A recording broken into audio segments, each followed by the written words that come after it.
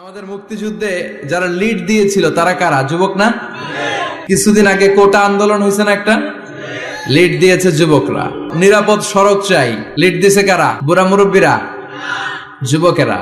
এজন্য যুবকেরা, তোমাদের ইবাদত আল্লাহর কাছে অনেক প্রিয়, তোমাদের কাজগুলোর দাম আল্লাহর কাছে অনেক বেশি। In the day of judgement, কিয়ামতের দিন আল্লাহ তাআলা 7 শ্রেণীর ব্যক্তিকে তার আরশের নিচে ছায়া দিবে।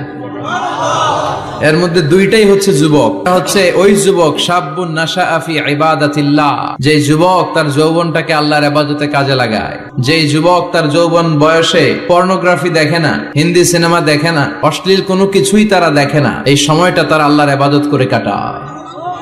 আর আরেক শ্রেণীর যুবক, যে যুবককে পাপ কাজের জন্য, পরকীয়ার জন্য অফার করা হয়, কিন্তু যুবক সেদিকে ভ্রুক্ষেপ করে না। ওই যুবক বলে ইন্নী আখাফুল্লাহ, আমি একজনকে ভয় পাই, তিনি কে? আল্লাহ।